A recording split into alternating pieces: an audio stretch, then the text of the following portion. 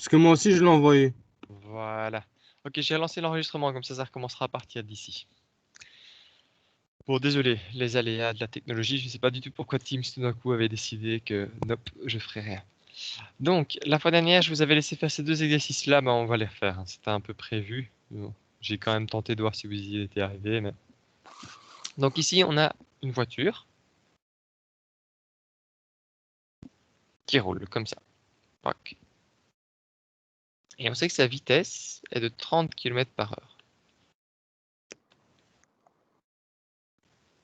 Mais on est autour Monsieur, d'un rond-point. on est Oui, encore dans la cinématique, c'est ça? oui, c'est la toute fin sur la force centripète, l'accélération centripète de la fois passée où j'avais laissé deux petits exercices à faire. Donc je vais vite les corriger. Mais donc c'est de la cinématique de fait. Et donc là, j'aimerais bien tourner autour de ce rond-point. Comme ça. On vous dit que le rayon de courbure, ici R, est égal à 24 mètres.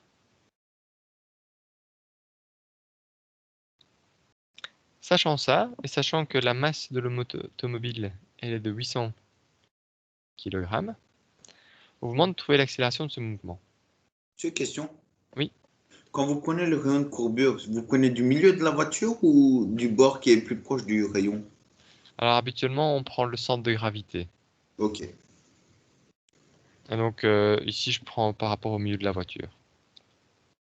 Sachant qu'en fait, souvent, il n'y a pas de question, on vous donne pas de questions ouvertes. C'est-à-dire si on vous disait voici l'image, trouvez le rayon de courbure, etc. Rien qu'en regardant l'image, alors oui, ça vaudrait la peine de se poser cette question-là.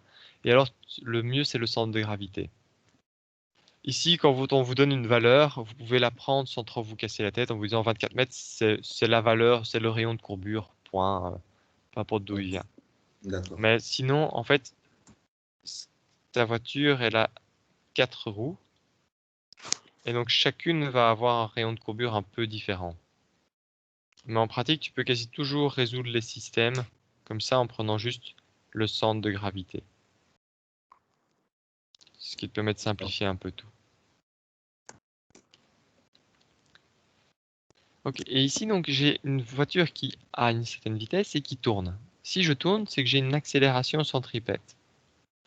Et l'accélération centripète, c'est la vitesse tangentielle. Donc la vitesse, si j'ai un cercle, c'est la vitesse qui va être selon la tangente au cercle, ce qui est exactement le cas ici, hein. J'avais une voiture qui roulait à du 30 km par heure comme ça, et qui va commencer à tourner. Donc c'est la vitesse tangentielle au carré sur le rayon de courbure. Alors mon accélération tangentielle, c'est des mètres par seconde carré. Mon rayon de courbure, c'est des mètres. Ça veut dire que ma vitesse, il me la faut en mètres par seconde. Donc ici, pour avoir des mètres par seconde, je vais faire diviser par 3,6 pour avoir une vitesse en mètres par seconde. Ceci, si je le calcule, ça fait 30 divisé par 3,6, ça fait 8,333 mètres par seconde. Est-ce que ça va jusque-là?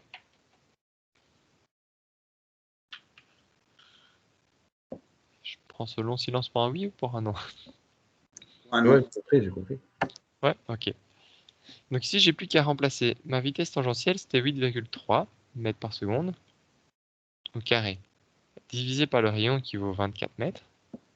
Donc si je tape ça à la calculette, je tombe sur une accélération angulaire de 2,89 mètres par seconde au carré. Donc là, c'est juste une application de formule. Si j'ai une voiture qui roule à du 30 km à l'heure et qui veut faire un tournant dont le rayon est de 24 mètres, donc c'est un gros rayon, hein, c'est genre le rond-point Montgomery, quoi. Ah bah alors, il me faut une accélération de 2,89 mètres par seconde carré. Ça, c'est l'accélération qui est nécessaire pour réussir à faire ce tournant. Maintenant, qui dit accélération dit force. Donc ça, on pourrait dire que c'est le premier point. J'ai le deuxième point. C'est quoi la force centripète? Bah, c'est la masse fois l'accélération. Donc ça va juste être mes 800 kg fois mon accélération ici. Et donc si je fais ça, ça me donne 2314,81 newtons.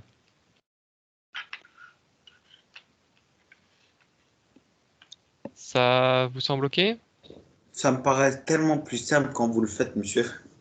Mais c'est pour ça que c'est très important que vous essayez de le faire. Quand je suis là, je suis un peu obligé de vous expliquer, mais c'est en essayant soi-même qu'on va commencer à se poser des questions et qu'on va commencer à avoir les bons réflexes. Maintenant, bon, là, c'est aussi le tout début, hein. Là de rien, vous avez juste fait l'accélération centripète la fois dernière. Vous n'avez pas encore eu beaucoup de temps de vous entraîner. D'ailleurs, on doit encore mettre des exercices pour vous en plus sur Moodle. Ça va arriver, mais là, pour l'instant, je suis un peu débordé. Monsieur, le 8,3, il vient du 30 divisé par 3,6. Oui, c'est ça. D'accord. Et ça, c'est la vitesse. Et ça, c'est la vitesse. Ça, c'est la vitesse. 30 km/h, c'est 8,3 mètres par seconde. Oui? Pourquoi vous avez divisé par 3,6 le 30 km/h? Faut convertir, faut Pour convertir. Ah, convertir. pour avoir par mètre seconde, c'est ça. D'accord. C'est Ok. ça. 1 km/h. Si tu passes en mètres par seconde, 1 km, c'est 1000 mètres. Et 1 heure, c'est 3600 secondes. Si jamais je décide de simplifier ça, j'enlève un 0, j'enlève un 0, j'enlève l'autre 0, j'enlève un 0, j'enlève un 0, je mets une virgule. Donc tu vois que 1 km/h, c'est égal à 1 divisé par 3,6 mètres par seconde. Donc si j'avais par exemple 100 km/h, c'est 100 fois ça, et donc ça va être 100 divisé par 3,6. D'accord. Ok. Monsieur, j'ai une question. Oui. Pour, on va dire l'unité qui est, on va dire 2,89 mètres secondes carré. On est obligé de mettre le carré ou ben pas sur Tu aurais l'unité? bien voulu mettre juste ça? Ouais, mètres secondes. Voilà, ça c'est une vitesse. Ça c'est une accélération. Donc tu es évidemment obligé. Ça veut dire par exemple à l'examen, si j'oublie ça, ça veut dire que c'est faux. Ça veut dire que tu perdras peut-être un petit peu de points parce que les unités seront pas bonnes. D'accord. Maintenant, si tu fais tout, enfin tu vois ici, il y a plein de choses à voir. Il y a la conversion, il y a le schéma, il y a la formule, il y a les calculs et il y a les unités. Donc tu vois que ceci c'est qu'un petit point parmi le reste. Maintenant, c'est bête de perdre des points à cause de ça. C'est vrai. Mais tu n'auras pas 0, hein. Tu vas peut-être avoir 4,5 sur 5 ou quelque chose comme ça. Ok. Merci. Pas de souci. Mais c'est important les unités. C'est vraiment important les unités. Parce que vous voyez déjà ici, voilà, si je n'avais pas noté les unités, 30 km/h ou 30 mètres par seconde, c'est pas du tout la même chose. Ok, le suivant, c'est les soreuses, si vous vous souvenez. Monsieur, attendez, je vais noter vite fait. Ouais. Celui-ci, Ouais. ça marche. Je vous passe les notes, hein, comme d'habitude, de toute façon. Ben, ça marche. Note, note. Dis-moi juste quand tu as fini. Ok. Attendez, monsieur, moi aussi je vais prendre l'autre. Ça marche. Si jamais, comme c'est des notes que je vous donne à la fin, vous aimeriez bien que je note une petite phrase ou quoi de temps en temps, n'hésitez pas. En soi, les notes, moi, je vais rien en faire. Je vous les donne juste à la fin. Donc, si vous aimeriez bien que j'écrive quelque chose, que je mette de la couleur quelque part, que ça En c'est... réalité, comme vous parlez et que c'est enregistré, monsieur, je crois que c'est pas utile. Voilà, mais si vous avez des desiderata, n'hésitez pas. Ok. Mais monsieur, c'est bon. D'ailleurs, Ok. ici, je vais faire ça. Hop.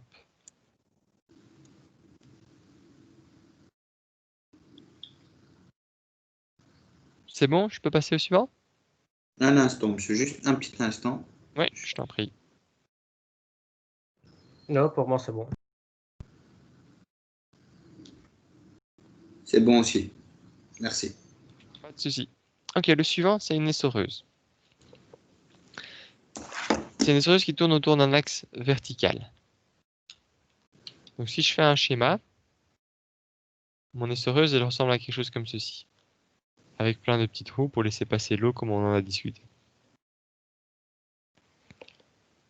Cette essoreuse, elle tourne autour d'un axe. On ne vous dit pas dans quel sens, on va l'inventer. Imaginons que ça tourne comme ça. Si elle tourne, c'est qu'elle a une vitesse angulaire qui est de 5 tours par seconde. Maintenant, des tours par seconde, c'est pas une très bonne unité. On va donc travailler plutôt en va mettre radians en- par seconde. On va les mettre en minutes. Exact. Alors, ça va être encore pire. En soi, si tu veux vraiment un... Tu vois, à un moment, on va vouloir passer en mètres par seconde au carré. Et ce qui est le plus proche des mètres, c'est les radians, en fait. Parce que si tu as des mètres, tu vois, le lien, on va en reparler, mais entre l'accélération et l'accélération angulaire, si tu as des radians, tu peux faire juste fois des mètres. Si tu as des tours, des minutes, etc., ça va pas marcher. Donc, D'accord. si tu veux, entre guillemets, les unités standards, les unités SI, même si ça fait pas partie du SI, ce sont les radians par seconde. Donc, un tour, c'est combien de radians? Pi. 2 pi, exactement. Et donc ici, ma vitesse angulaire, c'est 10 pi radians par seconde. Maintenant, je suis intéressé par savoir, de nouveau, quelle est l'accélération de la paroi. Et donc, l'accélération de la paroi, c'est la même chose. C'est une accélération qui fait tourner, c'est une accélération centripète. Donc, ça va être Vt carré sur R. Alors, R, on le connaît. Mon rayon ici, R, on vous dit que c'est 20 cm. Donc, ça veut dire qu'on sait que R est égal à 20 cm. Mais là, encore une fois, on ne va pas travailler en centimètres, on va plutôt se mettre en mètres. Donc ici, je sais ce que ça vaut R. Ça vaut 0,2. Mais je ne sais pas ce que vaut Vt. Est-ce que quelqu'un a une idée de comment je pourrais trouver Vt? On peut pas le trouver avec la formule alpha fois R. Parce que vous l'avez Alors, donné. At, c'est alpha fois R. Ça, c'est pour l'accélération tangentielle par rapport à l'accélération angulaire. Mais on a la même chose. La vitesse tangentielle, c'est la vitesse angulaire fois R. Mais pour que ça marche, il faut que la vitesse angulaire soit en radians par seconde. En tours par seconde, ça ne marchera pas. Donc je peux employer cette formule ici, qui fait le lien entre tout ce qui est tangentiel, tout ce qui est mètre par seconde carré, mètre, et tout ce qui est angulaire. Les angles, les vitesses angulaires, les accélérations angulaires. Et donc là, je remplace oméga, c'est 10 pi, et R, c'est 0,2. Et donc, ma vitesse, c'est 2 pi mètres par seconde.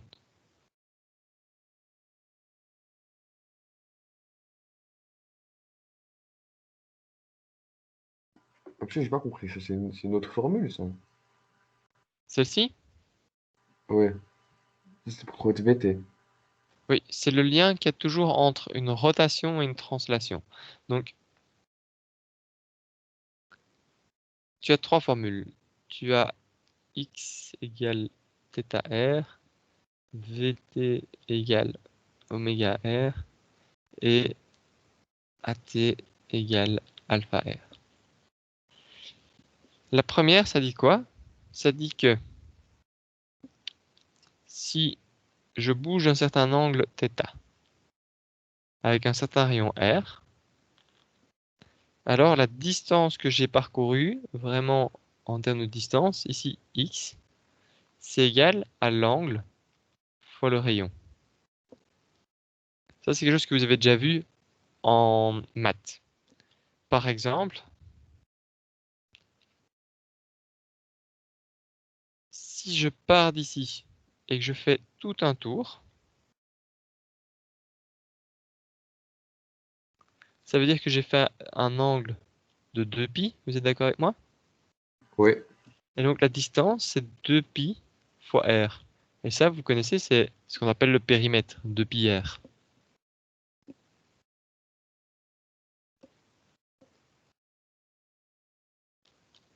Tu es d'accord avec moi? Ouais, je suis d'accord. Et donc là, j'ai un lien entre un angle et une distance parcourue. Mais je peux faire la même chose pour la vitesse. Si je suis en train de tourner avec une certaine vitesse angulaire, c'est qu'à chaque moment, j'ai ici une vitesse tangentielle. Cette vitesse tangentielle, elle dépend de à quel point je tourne vite mais de à quel point je suis aussi loin du centre. Je sais pas si tu vois ça, mais si tu es sur un manège, si tu es ici, tu vas aller plus vite que si tu es ici. Si tu fais un tour par seconde, bah là tu vas faire cette distance-là en une seconde, alors que là en une seconde tu fais ça, tu vas beaucoup plus vite ici, en vitesse, que là. Par contre, ta vitesse angulaire est la même. C'est pour ça que tu as un lien. La vitesse en mètres par seconde, c'est ta vitesse angulaire, ce qui est point tu tournes vite, fois le rayon. Parce que plus tu es loin, plus pour un même angle, tu fais une longue distance. Et pareil pour l'accélération. Monsieur, le W, c'est la vitesse angulaire. Oui, D'accord. c'est combien de radians par seconde tu fais. Alors c'est pas W, c'est oméga en fait, mais on peut dire W si on veut. Est-ce que c'est plus clair ça ou pas trop? Non, ça va, j'ai compris. Donc quand on fait les rotations, il faut jamais oublier qu'il y a un lien entre rotation et translation. Et ce lien, c'est chaque fois en fait fois le rayon. L'angle fois le rayon, ça donne x. La vitesse angulaire fois le rayon, ça donne la vitesse. L'accélération angulaire fois le rayon, ça donne l'accélération. Et c'est exactement ce que j'ai employé ici. Et monsieur, Oui, vous pouvez expliquer A tangentiel égale à XR aussi? Ou c'est la même chose? un x, hein, c'est un alpha. Donc ça, c'est la même chose qu'ici en fait, sauf que c'est en accélération. Si ici, j'ai une accélération angulaire, par exemple, je gagne 2 pi radians par seconde carrée. Donc ça veut dire que chaque seconde, ma vitesse, elle augmente de 2 pi radians par seconde. Bah, ça veut dire que j'ai aussi une accélération tangentielle qui est égale à alpha fois r. Parce que je vais pas avoir la même accélération ici que là, que là. Tu vois, c'est le même angle chaque fois, mais la distance parcourue, elle est de plus en plus grande, plus je m'éloigne. Et donc, elle va dépendre chaque fois de r. Ah, d'accord, d'accord. C'est comme la vitesse, quoi. C'est comme la vitesse C'est exactement la même chose. oméga. C'est exactement la même chose. Euh, C'est ça qui est chouette avec ces formules. En soi, c'est tout le temps la même chose. C'est pas, il n'y a pas de r carré, puis de r cube, puis c'est fois r, fois r, fois r. L'accélération tangentielle, c'est l'accélération angulaire fois r. La vitesse tangentielle, la vitesse angulaire fois r. La position angulaire fois r. Toujours le rayon, quoi. Toujours, toujours.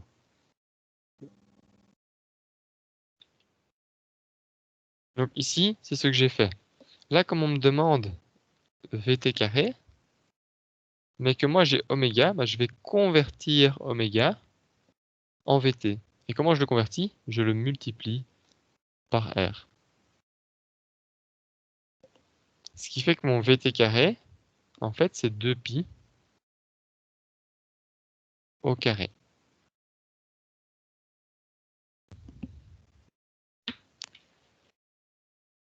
Et ceci, si je le tape à la calculette, ça fait 20 pi carré mètres par seconde au carré. Alors, si ça vous perturbe d'avoir des pi carrés, c'est environ 10, hein, le pi, c'est juste un nombre, en fait, hein, c'est 3,14. Et donc ça veut dire que là-dedans, je fais du 197,40, 1,39, pardon, mètres par seconde carré. Donc vous voyez qu'il y a une sacrée accélération, hein. En soi, c'est normal, vous tournez très vite, 5 tours par seconde, sur un tout petit rayon, 20 cm. Et donc vous comprenez pourquoi les essoreuses, ça marche très bien, hein. Vous voyez l'accélération de malade qu'il y a là-dedans. Ça n'a rien à voir avec les accélérations qu'il y a dans les voitures, c'est beaucoup plus grand. Pourquoi une voiture, ça va plus vite, mais il y a des rayons de courbure beaucoup plus grands. On va pas tourner sur 20 cm avec une voiture. Et c'est d'ailleurs pour ça que quand vous êtes dans une voiture, vous n'allez pas avoir l'eau de vos vêtements qui sort de vous, mais dans une essoreuse, bien.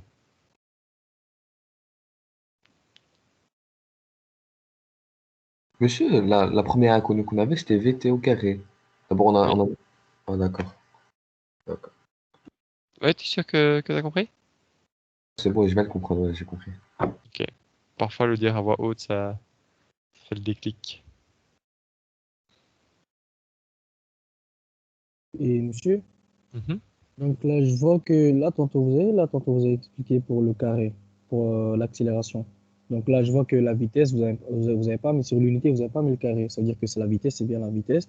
Et sur l'accélération, on va bien le Ouais, carré, c'est ça. quoi. C'est ça. Ouais, je vois. Alors, rappelle-toi, hein, la position, c'est des mètres. Et la vitesse, c'est comment ta position change par rapport au temps. Donc, c'est comment tes mètres changent par rapport au temps. Mm. Et l'accélération, c'est comment ta vitesse change par rapport au temps. C'est comment tes mètres par seconde changent chaque seconde.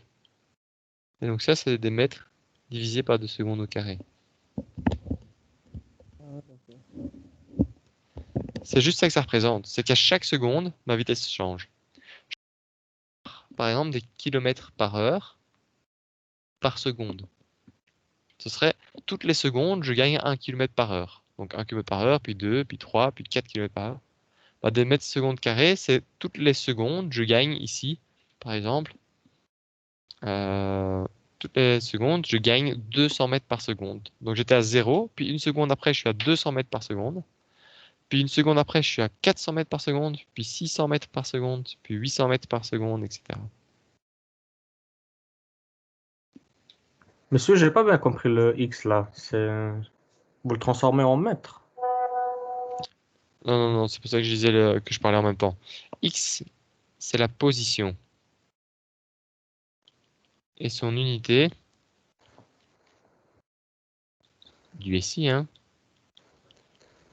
est le mètre. Et donc j'avais juste noté X, c'est des mètres. C'est juste ça que j'avais écrit en fait. Et puis j'avais dit que V, c'est la variation de la position par unité de temps. Donc autrement dit, V, c'est comment varie la position par rapport au temps.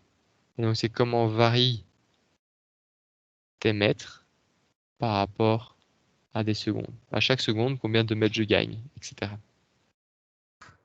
C'est plus clair comme ça? Non, ça va. Merci, monsieur. Bon, je vais l'effacer. Puisque ça, c'est une autre matière pour que vous ne disiez pas que ça a un rapport avec cet exercice-là. Est-ce que c'est clair pour tout le monde ces deux exercices, les sereuses, le rond-point? Monsieur, on peut pas revenir au précédent? Le précédent, tu veux dire celui-ci?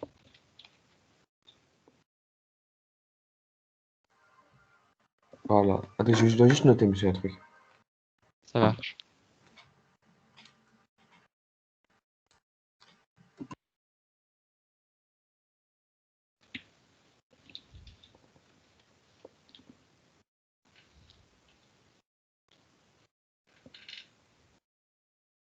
Dis-moi quand t'as fini, comme ça, j'attends C'est pas bon, dans le monsieur. vide. Merci, Ouais, monsieur. C'est bon. sûr? Ok. Ouais.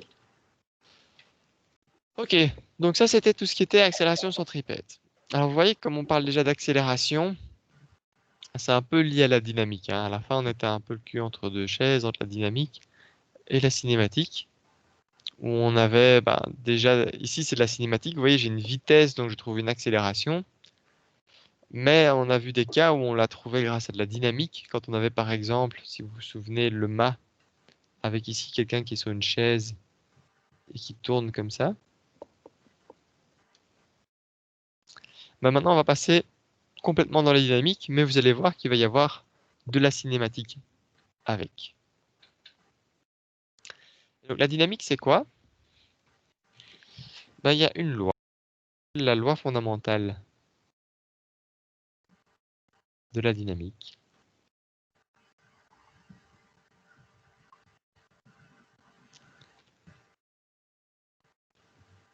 qui est aussi en fait la seconde loi de Newton, qui dit que la somme des forces sur un objet, c'est égal à la masse fois l'accélération. Et donc, qu'entre guillemets, la force et l'accélération, c'est grosso modo la même chose. Mais qu'il y a un lien entre les deux, c'est la masse. La masse, c'est le lien entre la somme des forces et l'accélération. Je vais prendre un exemple. Si vous poussez une voiture avec une force de 100 newtons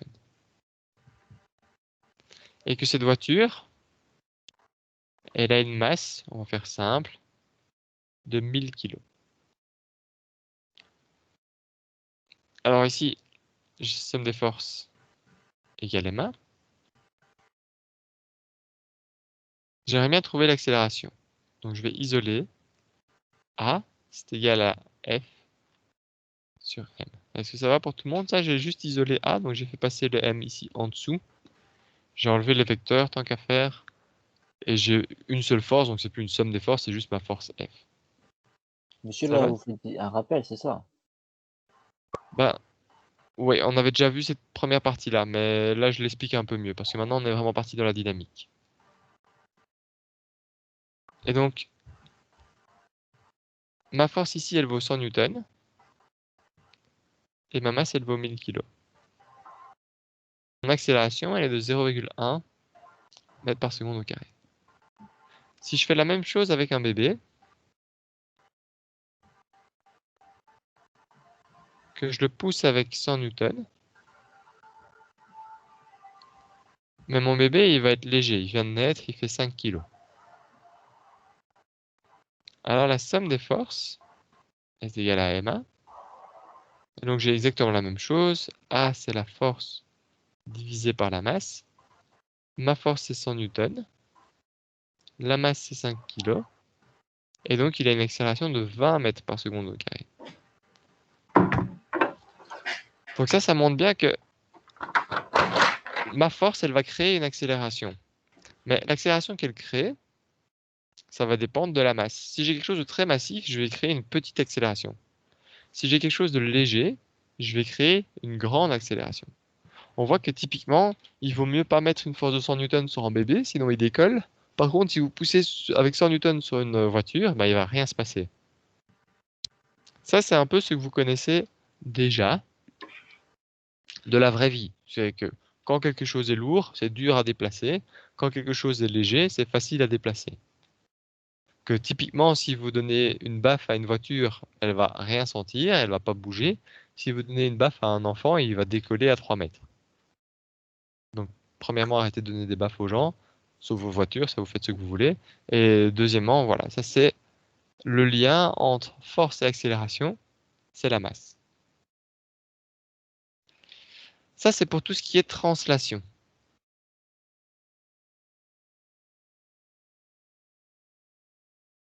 Mais la dynamique, c'est pas que des mouvements en ligne droite. Il y a aussi tout ce qui est rotation.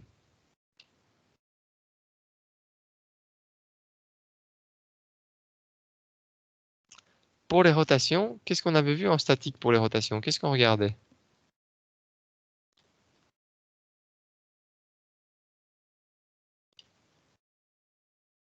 C'est quoi les deux équations de la statique?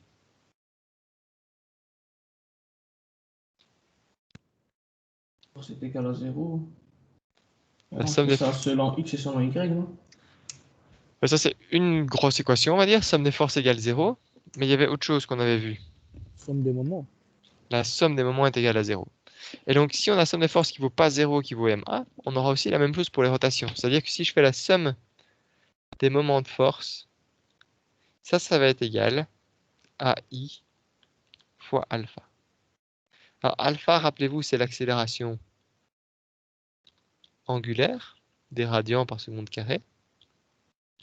Les moments, c'est les moments de force. Hein. Par exemple, le bras de levier fois la force. Et ceci, c'est ce qu'on appelle le moment d'inertie. Et c'est le lien entre ma somme des moments et l'accélération angulaire. Et c'est exactement la même chose que la masse, mais pour les rotations. Rappelez-vous, plus ma masse est grande, plus je vais être dur à faire bouger, plus je dois mettre une grosse force pour créer une accélération. Bah, l'inertie, c'est pareil. Plus mon inertie est grande, alors le vrai mot c'est moment d'inertie, mais je l'appellerai ça inertie les 3/4 du temps. Plus mon moment d'inertie est grand, plus je vais être dur à faire tourner. Alors pour info, Quand vous dites moment d'inertie, c'est quand on met l'impulsion, monsieur? non, c'est vraiment quelque chose qui est un peu comme la masse, qui est propre à ton corps. Bah, je vais expliquer ce que c'est justement. Pour info, donc c'est pas une formule à connaître, mais c'est pour vous aider à comprendre. L'inertie, c'est la somme des I, MI, RI carré. Donc imaginons que j'ai une barre. J'ai une masse ici de 2 kg qui se trouve à une distance d'1,5 m. Et imaginons que j'ai ici une masse de 3 kg. Oups. J'ai une masse ici de 3 kg à une distance de 2 mètres. Eh ben, mon inertie, ce sera la somme de la première masse, 3 kg, fois sa distance à mon axe de rotation, donc fois 2 au carré, plus la deuxième masse, fois sa distance par rapport à l'axe de rotation au carré. Ça, c'est l'inertie de cette barre, avec ici deux masses de part et d'autre.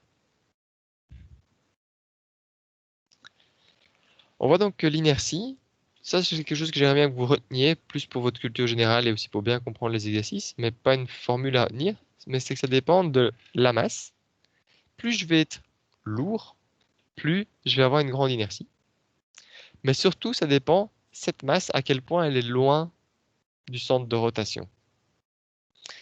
Est-ce que vous voyez un peu le patinage artistique quand ils s'élèvent dans les airs Oui. et qui font des pirouettes sur eux-mêmes?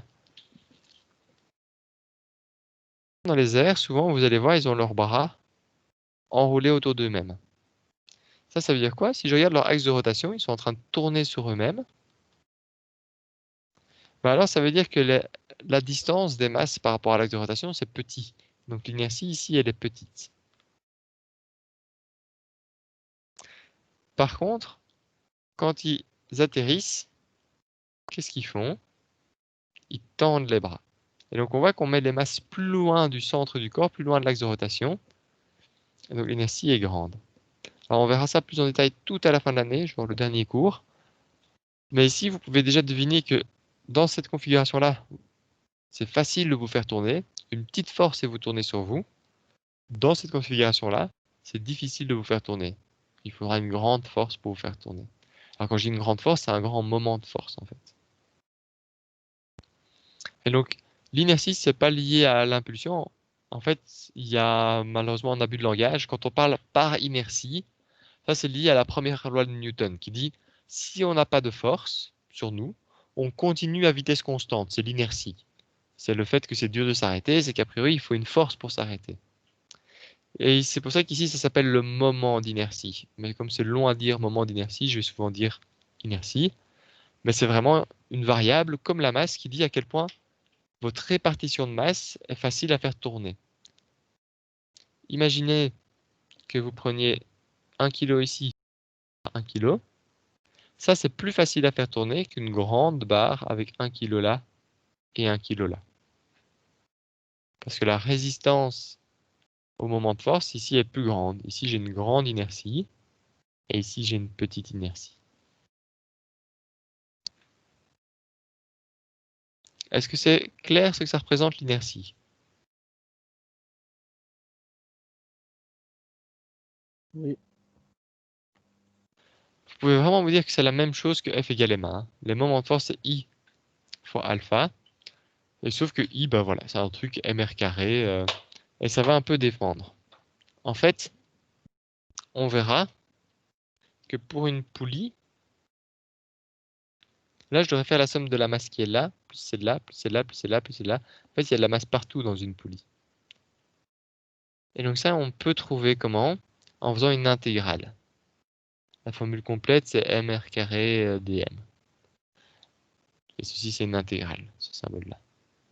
Mais comme vous n'avez pas vu les intégrales et que c'est pas l'objectif ici du cours, jamais quelqu'un dans la vie va vous demander de calculer un moment d'inertie. Il y a des tables pour ça, il y a plein de choses. Ici, il y aurait moyen de montrer que pour une poulie pleine, le moment d'inertie, c'est mr carré sur 2. Mais ça, on va pas vous demander de connaître. On vous les donnera toujours dans les énoncés en disant ok, ben, c'est une poulie, donc c'est mr carré sur 2. Croyez-nous, employez-le. Vous retrouverez toujours ce mr carré. La même chose que ce qu'il y a ici, hein, c'est mr carré. Mais il y aura souvent des facteurs divisés par 2, divisés par 4, divisés par 6, qui dépendent de la géométrie. C'est pas la même chose d'avoir une poulie pleine. Le M, il représente comme ça. C'est la masse de la poulie. Donc, ouais, si tu veux, je pourrais écrire ça comme ça. C'est pas la même chose d'avoir une poulie pleine que d'avoir par exemple un anneau. Donc vous voyez ici c'est vide au centre. Là les masses sont très loin, il n'y en a pas au centre, donc ceci aura une plus grande inertie que ceci, etc. etc. Et monsieur, le R, c'est le rayon. Oui. Mais En monsieur, fait, je comprends pas, vu que, je sais pas, l'exercice précédent, là, pour le rayon, on avait une distance. Mais là, on va dire poli, il est plein. Je sais pas comment on peut. ce sera plus clair, mais c'est le rayon de la poulie du coup. Ah, ok. Si tu as une poulie, ça c'est son rayon. Et tu as une masse de la poulie. Et donc son inertie, ce sera sa masse fois le rayon de la poulie au carré sur 2. Ok. Mais ce sera beaucoup plus clair dans les exercices, vous en faites pas. Voilà. Moi là pour l'instant, j'aimerais bien que vous reteniez que l'équation F égale ma, M égale I alpha. La force et le moment de force, vous connaissez, puisqu'on a fait de la statique avec. L'accélération et l'accélération angulaire, vous connaissez comme on a fait de la cinématique avec. Et donc, qu'est-ce qu'il y a en plus? C'est que maintenant, on dit c'est quoi le lien entre force et accélération? Ben, c'est la masse pour tout ce qui est translation. Et c'est le moment d'inertie pour tout ce qui est rotation. Le moment d'inertie, on vous le donnera. Mais pour que vous compreniez un peu mieux ce que ça représente, ça dit à quel point vous êtes massif et à quel point ces masses sont loin de vous. Plus elles sont loin, plus vous allez avoir un grand moment d'inertie. Ça, c'est pour la théorie sur la dynamique. Est-ce que c'est plus ou moins clair? Est-ce que vous comprenez au moins ce que je viens juste de résumer là maintenant?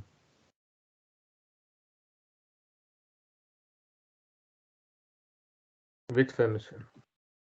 Ok. Ben, on va travailler ça pendant 4-5 semaines. Donc ça va avoir le temps de s'affiner. Je ne suis pas un grand fan de faire de la théorie pendant des heures pour faire de la théorie, donc on va vite prendre des exemples concrets. On va faire un premier exercice juste avec F égale ma, et puis le deuxième, mais je pense pas qu'on aura le temps de l'entamer. On fera ça la fois prochaine avec des poulies. C'est parti. Là, Si j'ai monsieur, on va faire de la dynamique, c'est ça? Oui, maintenant on fait la dynamique, mais vous allez voir qu'il y aura aussi un peu de cinématique. Alors ici, j'aimerais bien vous présenter l'exercice. À un moment, on avait posé cette question-là d'examen en 3 parties. Première partie, alors pas besoin de lire l'exercice, je vous explique quelque chose d'autre pour l'instant. Première partie, on avait un lustre relié à une corde et puis attaché au mur. Il n'y avait pas de bonhomme. Et on disait on est en statique.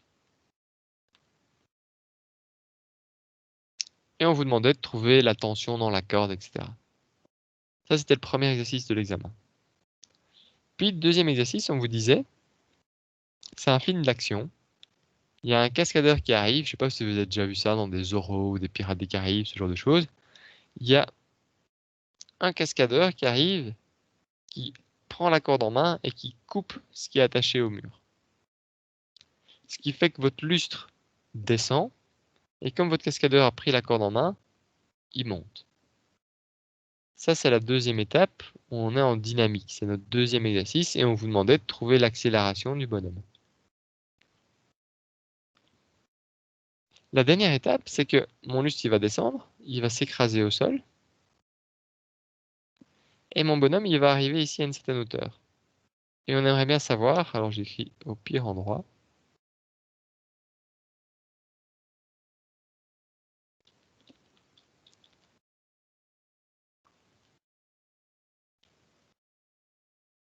Et on aimerait bien savoir, quand mon bonhomme monte, est-ce qu'il arrivera à venir ici?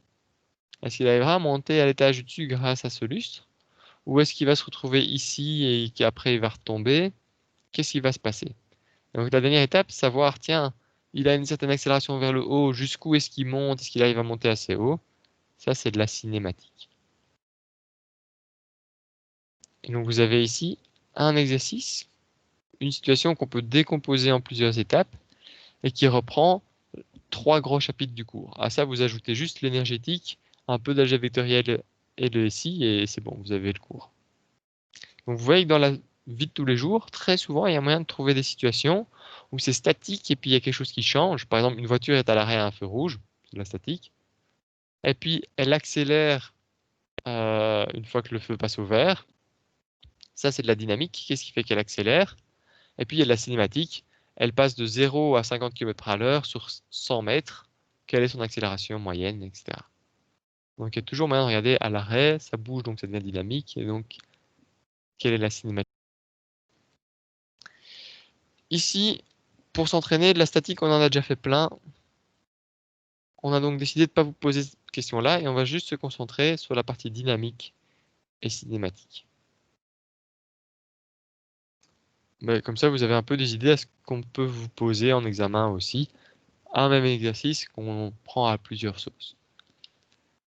Et donc ici, on regarde vraiment la dynamique, c'est-à-dire le moment où mon cascadeur arrive, prend la corde, et la corde va l'entraîner vers le haut, pendant que le lustre est entraîné vers sa gravité, avec sa gravité, vers le bas. Là, on vous pose 3 questions. Trouver l'accélération, c'est la dynamique. La tension, c'est des forces, donc c'est la dynamique. Hop, et donc je vais le remettre ici. La question qu'on vous pose, c'est la A et la B, c'est de la dynamique.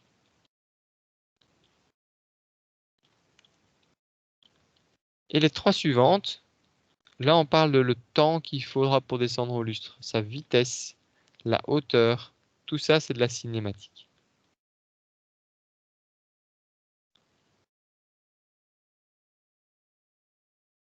J'ai raté mon coup. Hop, voilà.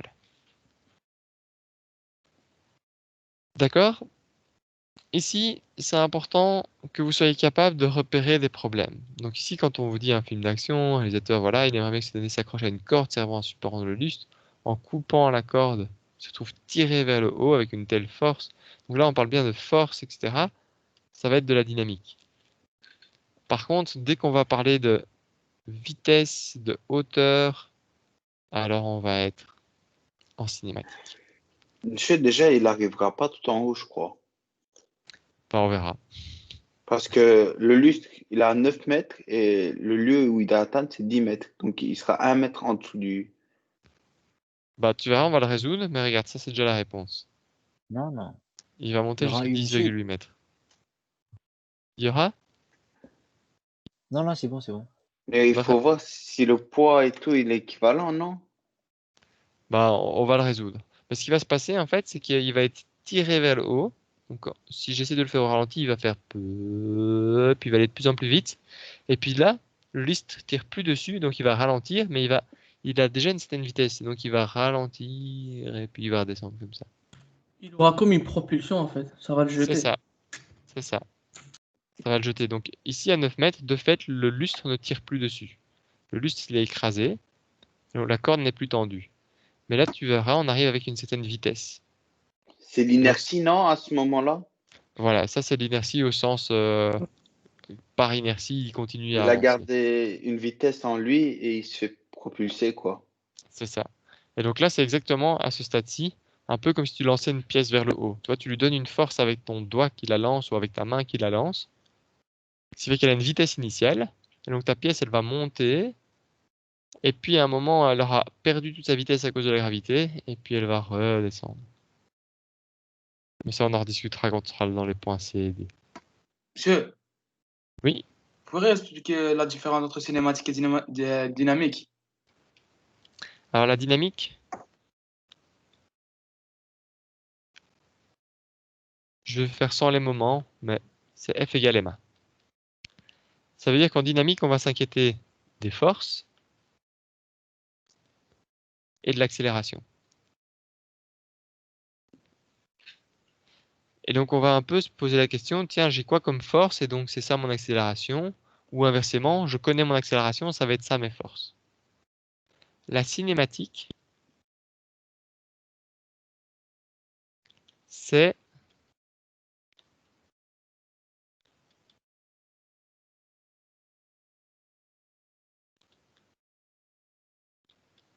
comment varie ma position et ma vitesse. Est-ce que ma vitesse, ça devient 1 mètre par seconde, puis 5 mètres par seconde?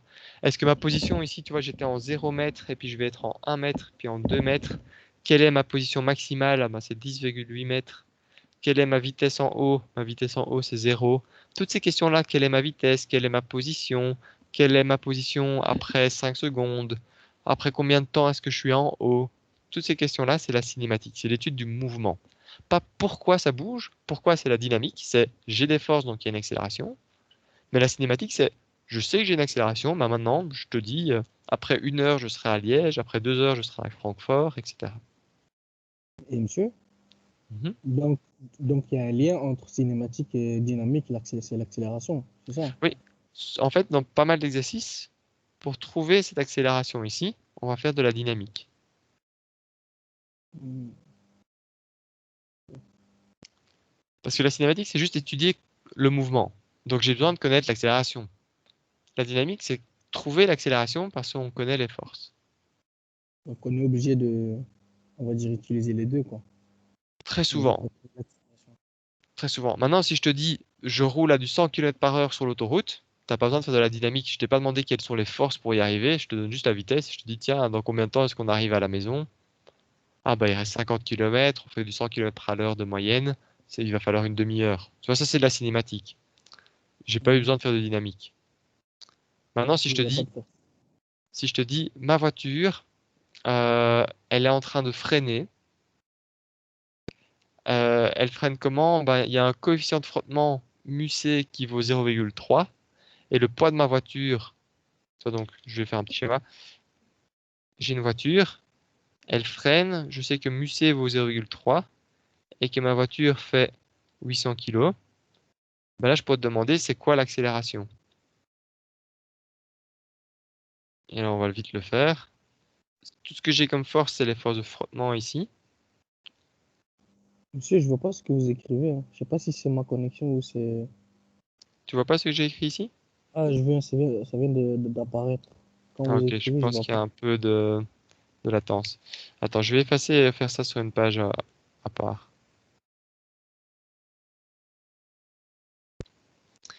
Je vais rajouter une page. J'arrive, vous allez sans doute perdre le partage d'écran.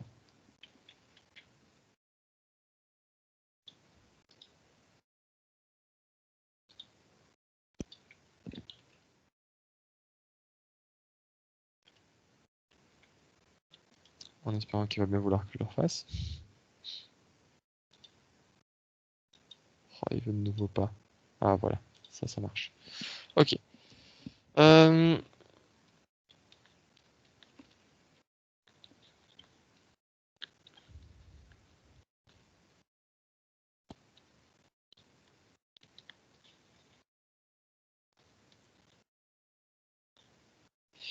Voilà, donc tu vois ce que j'écris? Oui, Ok, super. Donc j'ai une voiture. Ma voiture, elle est posée sur la route. Ça veut dire qu'en termes de force, elle a son poids, il y a sa normale, et elle est en train d'avancer avec une certaine vitesse, V comme ceci, qui n'est pas une force, c'est juste sa vitesse.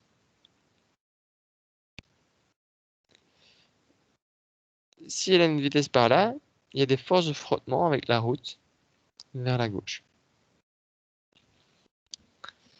Et ma question, c'est si la masse de ma voiture est 800 kg et que les coefficients de frottement valent 0, de frottement cinétique, hein, on bouge, valent 0,3. Quelle est la décélération de ma voiture?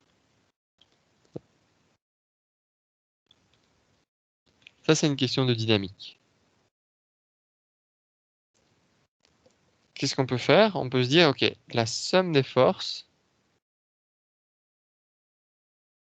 est égale à M. Monsieur, vous avez écrit quoi? LI ou FI? LI ou FI? Où ça?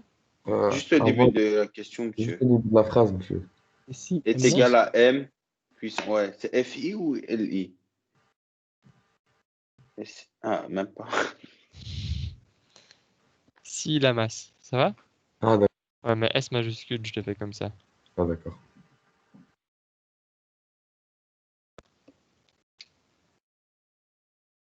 J'ai été à l'école avec les crolls. Ça, c'est mes F normalement. Ok, alors, ce qu'on va faire ici, donc pour ici, ce résultat ici, toujours d'exemple. on Répète. cherche, on cherche A ici, ça veut dire on doit transformer la formule. On doit mettre A égale à F sur M, c'est ça? C'est ça, ben, on va le faire. Alors, je vais choisir un système d'axes. Selon Y, il vaut rien. Ça nous intéresse pas, non, monsieur? Alors, selon Y va nous intéresser. Ah. Selon Y, alors la première question à se poser, c'est est-ce que je suis en statique ou en dynamique? Statique. Pourquoi? Dynamique. Dynamique, Pourquoi non? la dynamique? Parce que Parce la voiture. que il Oui. monte pas, il descend pas, monsieur. Il n'y a pas besoin de dynamique là. C'est ça. Donc selon Y, ma voiture, elle va voiture- pas bouger comme ça. Ma voiture, elle reste au niveau du sol. Elle va pas commencer à sauter en l'air. Elle va pas commencer à s'enfoncer dans le sol. Donc selon Y, c'est de la statique. Là, ma somme des forces vaut 0. Je vais pas commencer à accélérer vers le haut. Alors je peux écrire que N moins P égale 0. Et donc N égale P. Et P, ça vaut quoi? Ça vaut mg. Donc ça vaut 800 fois 10, ça vaut... Donc la normale, c'est 8000 newtons. D'accord? Ok. Selon X, statique ou dynamique? Là, c'est dynamique. Donc là, Pourquoi? il bouge, Ça non? bouge, la voiture, elle bouge, il y a une vitesse. Ouais, alors rappelez-vous juste quand même que je peux être en statique et bouger. Hein. Statique, ça veut dire que la somme des forces vaut 0. Donc ça veut dire que l'accélération est nulle. Donc si je suis sur l'autoroute à vitesse constante, 120 km/h, je suis en statique. Hein. Je bouge tout le temps à la même vitesse, il n'y a pas de changement. En dynamique, ici, selon X, on s'attend à un changement. Pourquoi? Bah, regardez, on décélère. Ma vitesse, elle va diminuer. En plus, on voit sur mon schéma que ma somme des forces ne vaut pas 0. J'aurai juste la force de frottement. Donc, Et, Donc et ici, monsieur, j'aurais... j'ai une question. Ah, désolé. Si on est sur une route qui est pas aussi perfectionnée que la vôtre et qu'il y a des trous et tout, est-ce que c'est possible qu'on a deux fois la statique vu que non, en dynamique vu que le Y aussi sera en dynamique? Oui, bah tu vas avoir ça. Hein. Si jamais tu as une bosse, à un moment, ta voiture, elle va sauter comme ça. Et donc là, tu es en dynamique. Il y aura juste le poids. C'est d'ailleurs pour ça que ta voiture va retomber sur le sol. D'accord. Maintenant, tu peux supposer que c'est négligeable. Toi, sur l'autoroute, tu pourrais avoir, c'est ce qui va expliquer que tu as besoin de suspension, que ça va un peu bouger, etc. Mais c'est pas ça qui va changer vraiment les forces que tu appliques. Par contre, quand je dis que c'est négligeable pour calculer la force du moteur, par exemple, mais c'est pas du tout négligeable pour ton confort. C'est pas pour rien qu'il faut des suspensions. Ok. Ok, selon X, si je fais la même chose qu'ici, vous voyez, avec n-p égale 0, ça donne quoi mon équation selon X? On a la vitesse. Et on a La force de vitesse, c'est pas une frottement. force. Ah non, force de On frottement. a ça- moins frottement, le force de frottement. C'est tout? Non? Et là, c'est tout, monsieur. Voilà, et Là ça c'est aussi. égal à M. Et V, il rentre pas en jeu, V. V c'est la vitesse, c'est pas une force, ça rentre pas. Là Ah, je l'avais d'accord. juste mis pour dire on va vers la droite, donc mes forces de frottement vont vers la gauche. C'est pour ça que je l'ai mis dans une autre couleur. C'est pas une force, D'accord. voilà, ça se déplace vers la droite. Entre guillemets, j'aurais pu le représenter comme ça, V, hein, pour dire que ça avance, tu vois. C'est juste pour se donner une idée sur mon schéma de là, il y a un déplacement vers la droite, parce que je peux pas faire un petit gif animé sur papier. Du coup, ma force de frottement, elle vaut quoi? Il vaut 0,3. C'est pas musée, monsieur. Moins Vas-y. 0,03. Ça vous rappelle quelque chose, ça? Ah, monsieur N. Et Par pas rapport juste. au poids de la voiture, non? Alors, par Ah, rapport à faut la normale. l'étudier. La frottement maximal, un truc comme ça. Alors bon, la force de frottement, quand on est en statique, c'est-à-dire si on bouge pas, là vraiment immobile, c'est égal à quelque chose. On sait pas quoi. Mais c'est toujours plus petit ou égal à la force de frottement maximale, en statique toujours, qui est égale à μs fois n. Maintenant, ici, on n'est pas en statique. On bouge, on se déplace. Donc on a une force de frottement cinétique qui, elle, il n'y a pas de maximum, de minimum, ça vaut toujours la même chose. C'est μc fois n. Ça va, ça vous rappelle des choses? C'est ce petit schéma-là, si vous vous souvenez. Où ici, on a la force de frottement, ici la force, et ici le changement de régime. On voit ici que les forces de frottement statiques, elles changent, elles s'adaptent. Par contre, on voit ici que les forces de frottement cinétiques, elles sont constantes, tout le temps la même chose, c'est μc fois n. Peu importe les forces dont on a besoin.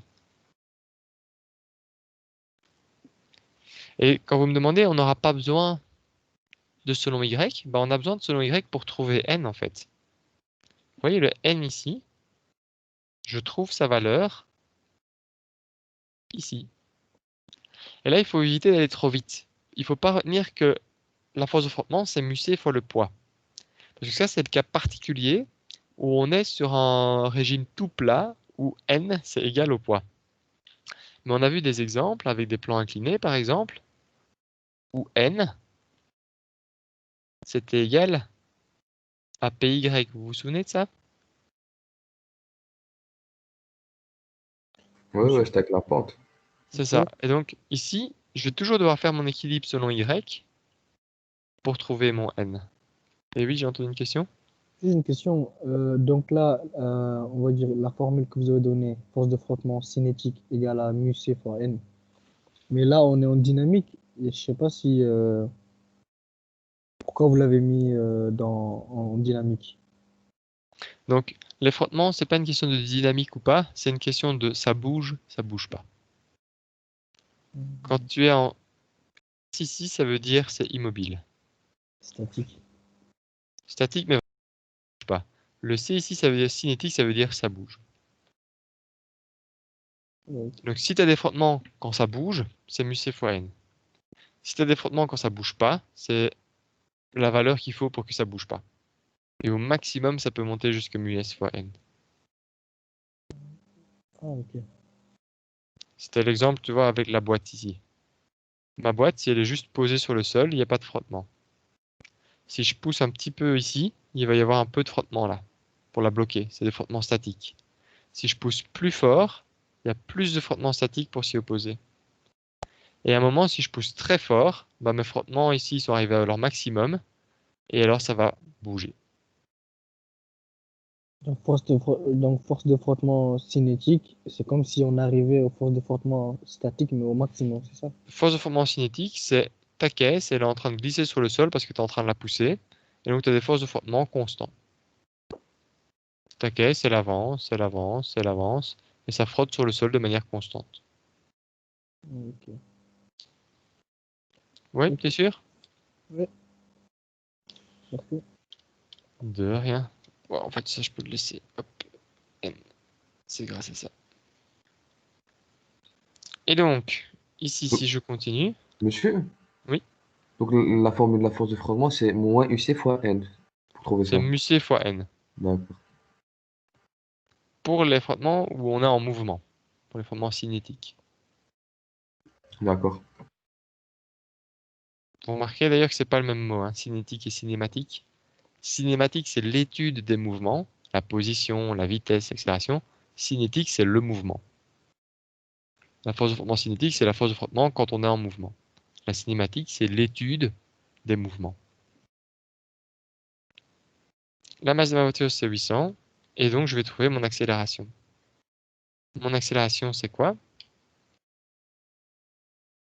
C'est égal à moins 0,3 Fois fois 10, 8000 non?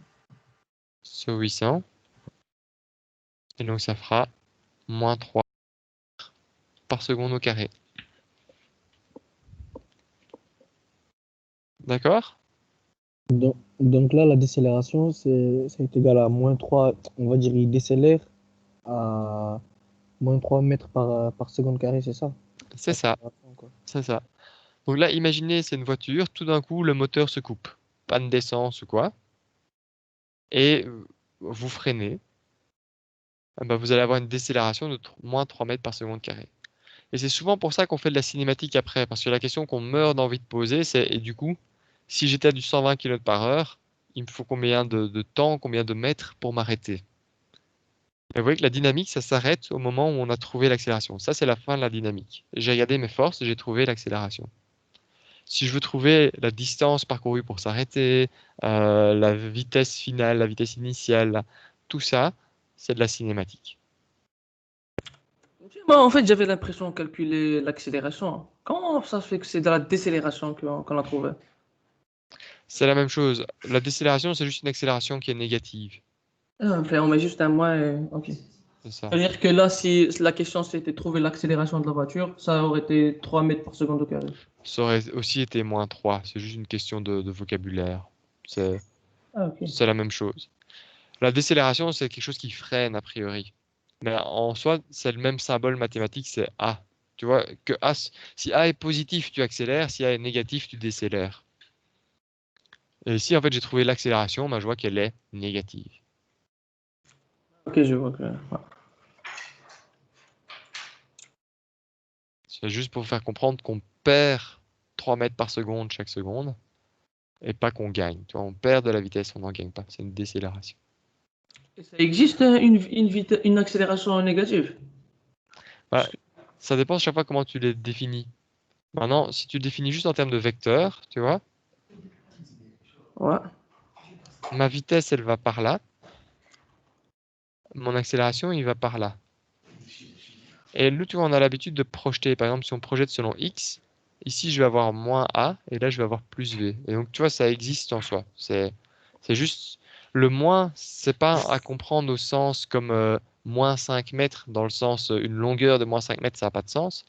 Ça à comprendre dans le sens, on va dans l'autre direction. Ok, moi je pensais en fait que c'était comme les forces, parce que une force, si elle est négative, c'est comme si, c'est comme s'il n'y avait pas de force. On mettait Si- toujours des forces positives. Oui, bah ici, ça a plusieurs manières de faire. Ce qu'on aurait pu faire aussi, c'est ce que je vais faire après en fait. J'avais pas envie de vous perturber avec ça, mais normalement, on essaie de deviner dans quel sens va A. Si j'avais dû mettre mon A sur le schéma, j'aurais fait ma flèche de quel côté?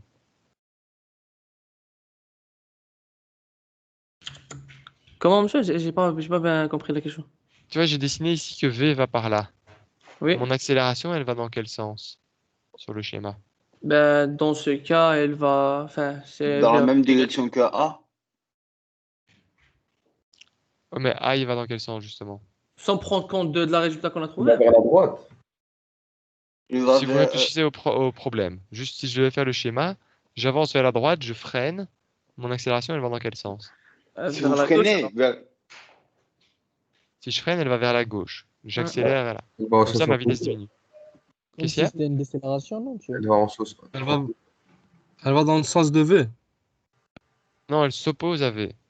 Parce que là, il freine. Parce qu'il freine. Non. L'accélération, elle est opposée à V. Et donc, une autre manière de résoudre cet exercice, c'est de se dire, bah là, je projette A, d'accord, ça va devenir moins A. Donc, j'ai un moins ici. J'ai donc un moins ici. J'ai donc un moins ici. Et ici, ça devient un plus. Et donc, je tombe 3 mètres par seconde carré. Et donc, ça revient à la même chose. Tant que je comprends ce que j'ai fait. Ici, j'ai dessiné déjà mon vecteur dans la bonne direction. Et donc là, il y aura juste, comme tu dis pour les forces, on va trouver ici la valeur, la norme. Ça vaut 3. Tantôt, je ne me suis pas amusé avec un vecteur. J'ai juste dit, oh, on va trouver une accélération. Bah, cette accélération est négative, c'est normal. Ça veut dire qu'on va s'opposer à la vitesse. Donc là, c'est juste à vous de voir comment vous préférez voir les choses. Monsieur? Oui. En fait, le A, il est dans le sens contraire de V parce que c'est une décélération. C'est ça. Ok. Parce qu'on freine. Si ça aurait été une accélération, ça aurait été dans le même sens. Oui, c'est ça. C'est exactement ça. Et donc, vous voyez que soit qu'on trouve que l'accélération, c'est moins 3 mètres par seconde carré, et alors on se dit on décélère. Soit on trouve que c'est 3 mètres par seconde carré, mais on avait déjà mis la flèche pour dire que c'était une décélération. C'est la même chose, en fait. Mais monsieur, Oui. pourquoi on a mis moins? C'est parce que, on va dire, la force de frottement, il a tendance à aller vers sens inverse de X, non? C'est pour ça qu'on a mis le moins. C'est une des raisons. Tu as deux manières de le voir. Soit tu n'as aucune idée de ce qui se passe, si tu dis, ah, mais les frottements, ça va vers la gauche, et donc l'accélération ira vers la gauche. Mhm. Ça, c'est en termes de force. Soit tu le regardes en termes de cinématique. Tu dis, si j'avance vers la droite, pour freiner, il faut que je freine vers la gauche. Ah ouais. Ouais. C'est, Donc il y a deux manières de voir, quoi. voilà, c'est ça. Si, c'est un peu comme, tu vois, si je saute, j'ai mon bonhomme, et puis qui saute, et qu'on réfléchit, quelle est l'accélération due à la Terre, ben, sachant que ton bonhomme, il va redescendre vers le bas, ben, tu sais que ton accélération de la Terre, elle est vers le bas. Ben, ici, tu sais que ta voiture, elle avance vers la droite, mais qu'elle va avancer de moins en moins vite. Ça veut dire que ton vecteur vitesse, il vaut ça au début, puis il sera plus petit, puis finalement tu seras à l'arrêt. Et donc ça veut dire qu'il y a eu une force qui a tiré dans l'autre sens.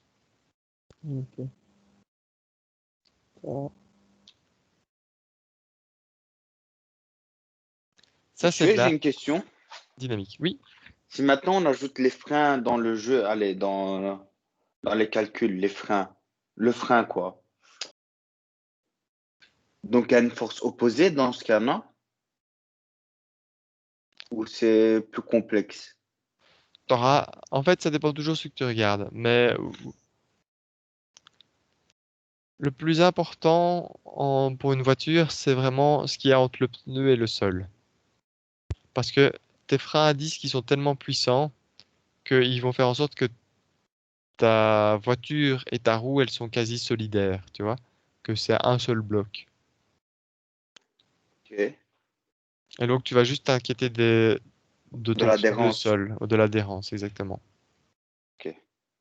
Maintenant, ça dépend de ce qui t'intéresse. Ce qui t'intéresse, c'est de voir à quel point tes freins chauffent. Alors, tu vas regarder le freinage entre les freins et les roues. Et donc, c'est toujours ça qui est un peu compliqué en mécanique, c'est de savoir isoler le problème qui nous intéresse. Ici, je regarde la voiture dans son ensemble et l'élément qui me permet de freiner, c'est mes roues avec le sol. Mais évidemment, il faut bloquer les roues. Mais donc, tu pourrais regarder ça comme des forces internes. Ok. Maintenant, si ce qui t'intéresse, c'est de voir la résistance de tes plaquettes de frein, alors tu vas garder ces freins-là. Si ce qui t'intéresse, c'est de savoir si tu restes sur la route, le facteur limitant, c'est rarement les plaquettes de frein, mais très souvent le pneu avec le sol. D'accord. Merci, monsieur. Voilà. En fait, tes plaquettes de frein, les conditions changent très peu. C'est à part quand tu es voilà, dans des longs freinages où ça chauffe. Mais le sol, lui, ça peut très vite changer. Il peut y avoir du verglas, de la pluie, tes pneus peuvent être abîmés, le revêtement au sol peut changer, tu peux crever. Et donc, c'est vraiment l'élément le plus sensible dans une voiture. Merci, monsieur. Pas de souci. Ça va, c'est un peu plus clair la différence entre dynamique et cinématique? Surtout pour la personne qui me posait des questions au début. C'est clair, c'est clair. Merci, monsieur. Ça marche. Ok. Bon, ben, on va revenir là-dessus alors. Alors, la première étape, voilà. On va un peu regarder les forces. C'est toujours par ça qu'on commence, hein. Un, c'est un schéma avec des axes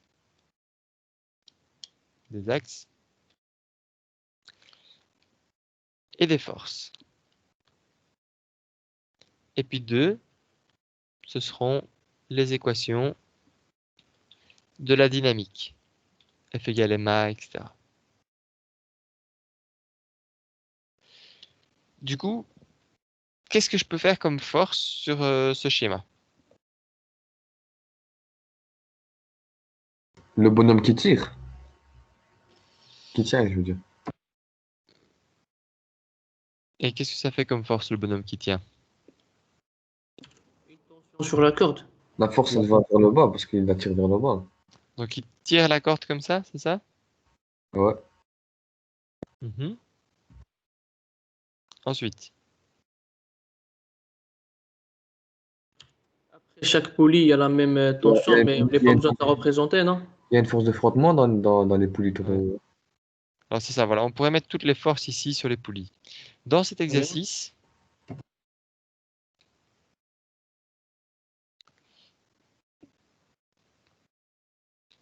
ici, on néglige les poulies et la corde.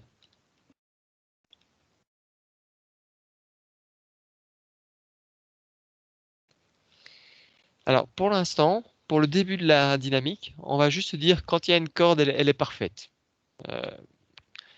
Elle n'a pas de frottement ni rien. Mes poulies aussi parfaites, ça tourne pas, ça glisse. On verra dans l'exercice 4 et 5 exactement dans quel cas on peut dire qu'une poulie est parfaite et qu'une corde est parfaite. Mais pour l'instant, je vous demande juste de l'accepter que pour cet exercice-ci, on considère que les poulies ici servent juste à rediriger la corde, mais qu'elles n'entrent pas du tout en jeu, qu'il n'y a pas de frottement ni rien. Ah, donc il faut pas prendre ça en compte. Voilà, pour cet exercice-ci. C'est justifié, mais je le justifierai plus tard. En fait, après tout ça, malheureusement, mais plus tard.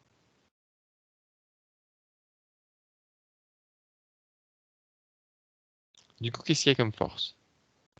Le poids de l'illustre qui tire vers le bas. Le poids du lustre, ici, je vais appeler ça P1.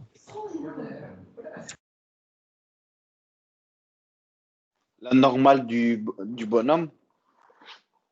Parce que tant qu'il a pas coupé, il a une normale, non, monsieur? Comme ça? Ouais. Ou c'est faux? C'est faux, mais on en Monsieur, discutera un peu. c'est pas plutôt la normale du lustre, ou pas? La normale, mais une normale, c'est quand tu es posé sur quelque chose. Est-ce que ton lustre est posé sur quelque Ah, chose? Non. Et en fait, ton bonhomme n'est pas posé sur quelque chose aussi. Bon, c'est une erreur classique ça, hein, mais ici, il faut imaginer, c'est la microseconde après qu'on ait coupé la corde. Et donc, mon bonhomme, il vient de décoller du sol. Il vient d'être tiré vers le haut, donc il ne se fait plus tirer dessus, pousser dessus par le sol. Ah, monsieur, le dessin, il est trompeur, alors. C'est plus une question d'habitude. On va toujours représenter ça comme ça, parce qu'en soi, tu démarres bien du sol, tu démarres bien de 0 mètre. Le moment où tu décolles, tu es juste tiré à 100% par la corde et donc tu es un peu en lévitation. Donc, il y a P1 du bonhomme, alors? Ouais, P2. Je sais même pas comment on l'appelle. Je vais l'appeler P2 Je- moi, mais je vous expliquerai après pourquoi j'appelle ça P1 et P2. Comme ça? Ouais. Parce qu'il y a le poids du bonhomme. Il y a les frottements au niveau des poulies. Voilà, Si ça je on a sais- dit qu'on va négliger. D'accord. D'ailleurs, ça je vais mettre dans une autre couleur. Et monsieur, Oui? il n'y a pas une force au-dessus du lustre, genre là où la corde elle commence, elle tient le lustre. Si, je vais appeler ça T1. Ah, ouais. Attention. La tension de la corde, hein. Eh bien, la tension, elle est partout pareille. Alors, une fois que on calcule à un endroit, non? Ouais, ça on va voir, mais de fait, Je vais appeler ça les liens, mais ce sera motivé juste après. Et du coup, là, monsieur, on a deux systèmes. Enfin, comme on faisait avant. Exactement. Ok. Donc, Il faut choisir un système d'axe, non? ouais, mais on va y venir après. Ici, Ok. j'ai deux systèmes. J'ai le lustre, qui est le système 1. C'est-à-dire, là, j'ai dessiné toutes les forces qui agissent sur le lustre. Et puis, j'ai le cascadeur, qui est mon système 2.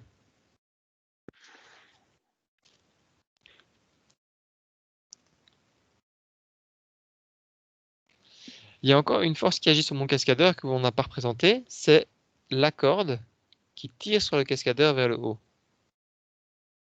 T2. C'est pas la tension aussi? C'est la tension. C'est la même chose, non?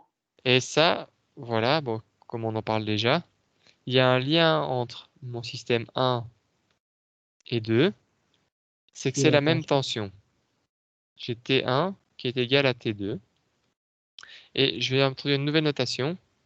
Un égal avec un petit chapeau, ça veut dire que j'appelle ça, je définis ça, j'appelle ça T. Pour bien faire la D'accord. différence entre C'est T1, la même c'était chose, quoi. voilà. Mais pour bien faire la différence entre T1, c'est une force qui existe, que j'ai dessinée ici. T2, c'est une force qui existe, que j'ai dessinée ici. Et le T ici, c'est pas une force qui existe, c'est juste, moi j'appelle ça T. C'est son petit nom. C'est pour ça que je fais la différence entre les égales ici. Donc, monsieur, c'est la représentation de T1, T2, c'est ça? Oui, c'est ça. Je vais noter maintenant, au lieu d'écrire T1 et T2, je vais noter ça T. Donc ça, ce serait Même équivalent à s'ils sont dire... dans la même direction, ils sont égaux. Ça Alors, change c'est pas. justement pour ça qu'on écrit ça sans vecteur. Tu vois, Ah, ok. T1, ici, c'est clairement égal à moins T2. Alors, on prend juste les valeurs alors. Ouais, c'est ça. Ok. C'est juste les valeurs. Ouais.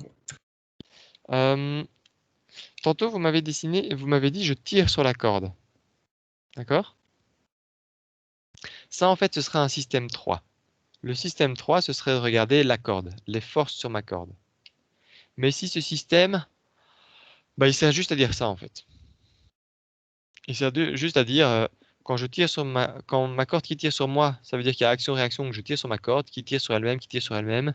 Ça se transmet tout du long, et hop, ça tire sur le lustre. Monsieur? Donc, je ne vais pas considérer ces forces-là, et donc faites bien attention. Je tire sur la corde, c'est vrai, mais ça, c'est une force sur la corde. Moi, ce qui m'intéresse, c'est les forces sur mon lustre et sur mon cascadeur. Et oui, Vous avez dit que T2 est égal à T1? oui. Et j'ai pas compris pourquoi. Alors, ça, en fait, on verra après, c'est l'exercice 5. La vraie raison, c'est parce que ta corde est de masse nulle. Donc, car je vais écrire corde parfaite. Allez, non, corde de masse nulle. Et poulie parfaite. Mais ceci, on ne sait pas encore vous l'expliquer maintenant. On va attendre un petit peu après. Pour l'instant, accepte-le. Dis-toi que voilà, c'est une très bonne corde et qu'elle va être bien tendue de la même façon partout. En soi, normalement, une corde, si c'est tendu à droite, c'est tendu à gauche. Donc ça doit être tendu partout, de la même façon. Mais ça, on fera ça après, hein. On verra ça plus tard. Les vraies justifications. Et en fait, la justification, c'est que ta corde doit être de masse nulle. Tu vas me dire, ça n'existe pas. Mais ici, ça veut dire qu'elle doit être petite comparée au reste. Ton lustre, il fait 120 kg. Ton cascadeur, il fait 80 kg. Donc la masse, pour l'instant, c'est 200 kg. Bah, si ta corde, elle fait 1 ou 2 kg, 1 ou 2 kg comparé à 200, c'est rien du tout. Et donc là, tu vas pouvoir dire, ok, c'est quasi comme si la corde était de masse nulle, et donc ça ne joue pas. Mais ça, on va voir plus en détail une prochaine fois. D'accord? Pour l'instant, je Oui. vous demande juste de me croire, et c'est une approximation qu'on va quasi toujours faire. Que la corde, la masse de la corde, vous pouvez partir du principe que corde de masse nulle, mes tensions vont être égales. L'autre chose qui peut jouer, c'est les poulies, et ça, on verra aussi. On fera ça dans 4 heures, à mon avis. Voilà, donc pour l'instant, acceptez-le, juste T1 égale T2.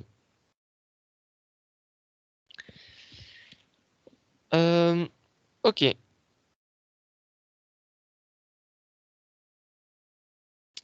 quelqu'un l'avait déjà dit, on va mettre un système d'axes. Alors rappelez-vous, j'ai deux systèmes, je pourrais faire des systèmes d'axes différents. Maintenant, c'est souvent plus simple d'en faire un le même pour tous. Donc je vous propose ce système d'axes-ci, ça va?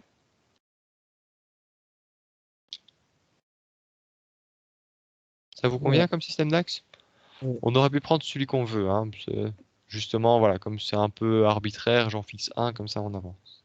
Donc là, on n'aura que Y. Des forces en Y. Exactement. Et donc, qu'est-ce que ça donne selon Y? Qu'est-ce qu'on a comme équation? Première question, statique ou dynamique? Dynamique, non? Dynamique, de fait. Mon lustre, il va descendre, il était immobile et puis tout d'un coup, il tombe, donc il va accélérer. Et donc, c'est quoi l'équation de la dynamique pour mon système 1, selon Y? La somme des forces égale à MA. Et donc, si je projette, ça donne quoi? Je projette quoi, monsieur? Vous vous souvenez comme quand on avait écrit ça? Tout le temps la même chose. Tout le temps selon X, selon Y. Ici, j'ai projeté, j'avais des vecteurs. Et maintenant, c'est plus des vecteurs. Et donc, qu'est-ce que ça donne pour mon système 1? C'est pas P1. P1 1 est égal à P1. P1 égal. Comme ça? c'est moins T1, monsieur. Non, moi, je suis pas d'accord, monsieur. Hein? Attends. Oh, moins P1. Moi, je suis pas d'accord, P1. monsieur. Ah non, moins P1. Moins voilà, P1 et Mais non, T1 normal. Égal à T1. Plus T1. Ou sinon. Comme ça? Ouais. Mais si on met de l'autre côté, ça sera P1. Non, c'est mieux de mettre T1 d'abord, puis moins P1. Ouais, ça c'est égal change à rien. P1. Ça change rien. D'accord. Mais oui, comme tu dis, tu peux écrire T1 moins P1, mais c'est pareil. C'est plus joli, quoi. C'est un peu plus joli, mais ça, c'est chou vert. Et vert chou. Et ça, c'est égal à quoi? Égal à Égal à 0. MA. Égal Ah, à MA, MA. hein. Ça, c'est la somme de mes forces. Et donc ici, je dois avoir MA. Ah, Alors, c'est quoi la masse? C'est la masse, attention, du lustre. Ici, c'est la masse, que je vais appeler la masse 1, qui fait 121 kg. Donc c'est égal à 121. Oui, c'est ça. Fois Mais l'accélération ça, 1. mais ça, c'est donné dans le truc, non? Dans Oui, l'énoncé. ça c'est donné dans l'énoncé, le 121. Vous pouvez pas l'inventer comme ça. Alors ici, on va faire attention à quelque chose. Je vais encore changer de couleur pour bien montrer que c'est pas une force. Ici, mon accélération du lustre, elle va aller comme ça ou comme ça? Il va aller vers le bas. Elle va aller vers le bas, parce que mon lustre est plus lourd que mon bonhomme. Donc c'est négatif. Et donc ici, comme je la projette, elle est négative de fait, et je vais mettre un moins ici. Alors c'est pas obligatoire de faire ça, mais je vous le conseille vraiment. Je vous conseille vraiment de réfléchir dans quel sens ça va, et de mettre tout de suite les moins là. Moi, c'est comme ça que je résous ce genre de problème. Il y a d'autres manières, mais on va faire comme ça. Monsieur, le moins, on le met pas à l'accélération. Au A, on le met à la masse. Moi, je l'ai mis tout devant. Tu vois, c'est comme quand on faisait tu te souviens les moments de force? Mm. On écrivait par exemple plus R fois T, moins 5 fois T1, ce genre de choses. Je le mets pour tout le terme, mais c'est lié Donc, à l'accélération de fait. Ah, ok. Donc, il est applicable dans tout le. Si tu veux être exact, oui, je pourrais écrire M1 fois moins A1. Mais comme c'est pour Ah, tout le terme, plutôt que de mettre des parenthèses, je le mets tu mets le plutôt moins. devant, moins M1. D'accord. Alors, je vais pas aller plus loin pour l'instant. Et je vais m'intéresser au cascadeur. Statique ou dynamique? Monsieur, j'ai une question. Ya. Vous avez mis que moins P1 plus T1, moins P1 plus T1. Ben, on peut pas mettre de l'autre côté, ça fait T1 est égal à P1. Non. Si tu mets de l'autre côté, ça fait moins ça fait- P1 égale moins M1A1 moins T1. Ah, ok, ok. Tu vois, si tu es en statique, l'accélération vaut 0. Et donc, ceci s'enlève et de fait, tu as P1 égale T1. Mais tu n'es pas en statique. il y a le terme M1A1 ici. Ok.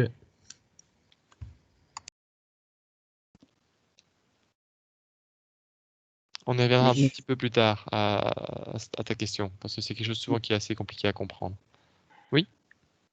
Je Mais voulais monsieur, répondre selon Y, mais s'il y a des questions, j'attends. Il y a encore des questions? non, moi aussi, je voulais parler sur le Y, mais bon. Ok, bah c'est parti. Selon Y, statique, dynamique? C'est dynamique aussi. Statique, Mhm. non? Non, Mais non, c'est statique? dynamique. Ça Pourquoi bouge, statique? frère. Ton personnage, il Il est était pas là bloqué. tranquille, il se tient à la corde et tout d'un coup, la corde, elle va le tirer vers le haut. Donc il va partir comme ça. En fait, moi, j'avais pris l'exemple parce que le petit bonhomme, il est sur le. Je dirais, genre, il est au-dessus d'un truc, quoi. Ouais, alors, Mais quand vous réfléchissez à ce genre de problème, il faut toujours penser à ce qui va se passer. Là, soit il faut voir le schéma comme une image.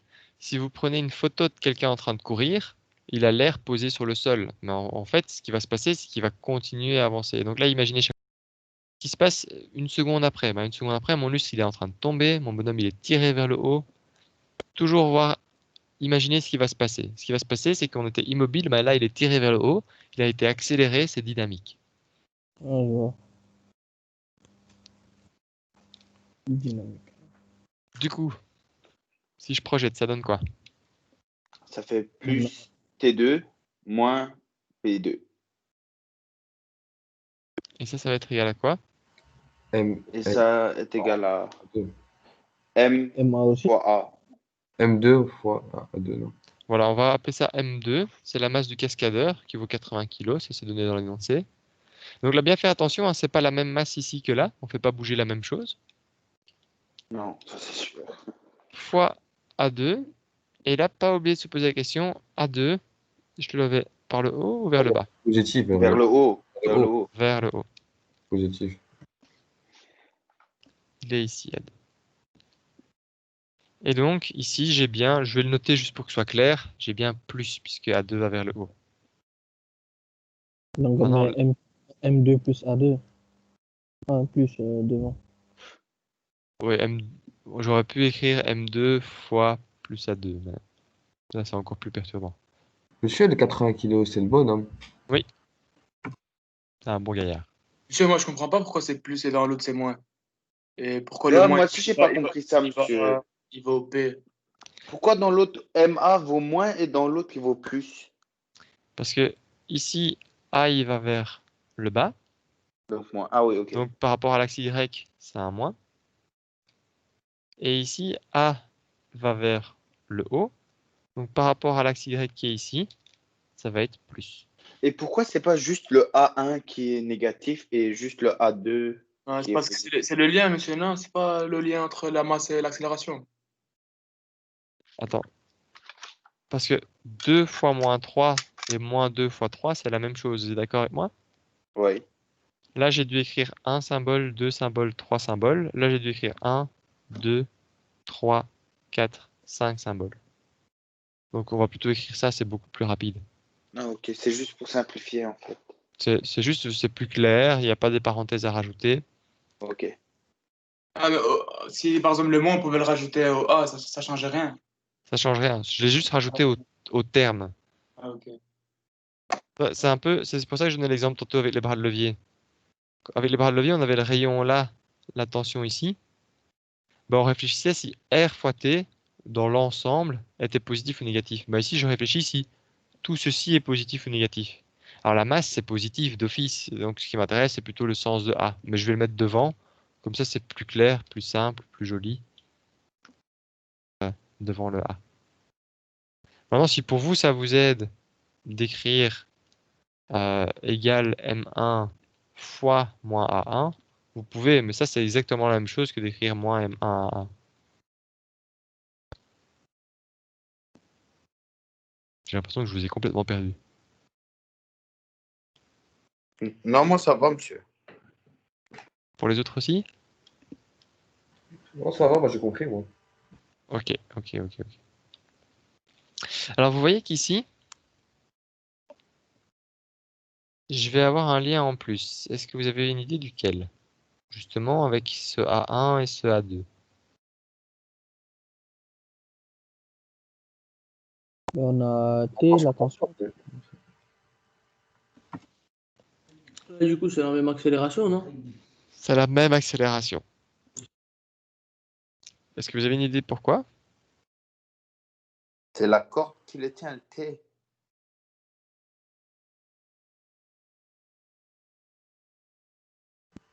Alors la raison, c'est que la corde est inextensible. Ça veut dire quoi? Ma corde, elle est comme ça. Si ici, je descends d'un centimètre, si ma corde est inextensible, ça veut dire si c'est pas un élastique, qu'elle ne peut pas s'étendre. Si je descends d'un centimètre à gauche, je monte d'un centimètre à droite. Donc si je fais ici 1 cm par seconde, là je fais aussi 1 cm par seconde. Et si j'ai une accélération d'un centimètre par seconde carré, ben là aussi je fais une accélération d'un centimètre par seconde carré. Tout va être la même chose. Comme ma corde ne va pas se détendre, se déformer ou quoi, ben si je bouge à gauche, je bouge de la même façon à droite. C'est kiff-kiff. Vous voyez ça? Mais monsieur, moi je Oui. partais du principe que c'est la tension qui est la même, la tension qui est le lien, quoi. T. Ben, il y a deux liens ici. Ma corde, qu'est-ce qu'elle fait? Premièrement, elle tire de la même façon des deux côtés. Et deuxièmement, comme ma corde relie les deux, si un accélère d'une certaine façon, l'autre doit accélérer de la même façon. Donc il y a deux choses qui sont communes, la tension et l'accélération.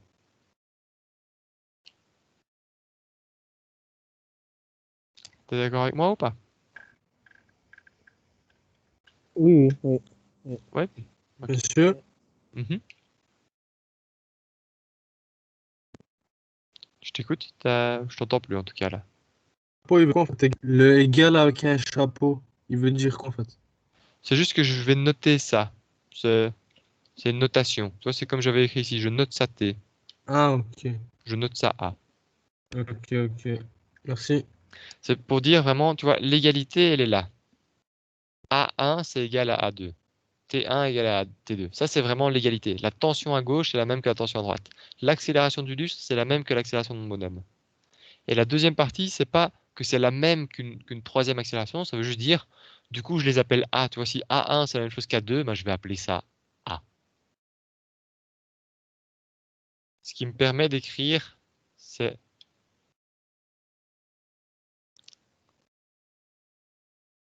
après mes liens, je peux donc écrire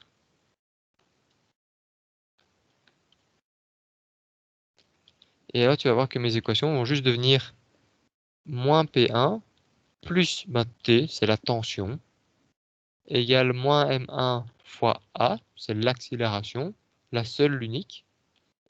C'est égal à T moins P2, enfin, pardon, et j'ai aussi T moins P2 égale M2 fois A. Toi ici, j'ai remplacé tous mes A1 et mes A2 par A, tous mes T1 et mes T2 par T. C'est ça que ça veut dire ce égal. Je les renomme, je les renote. Je les définis comme T.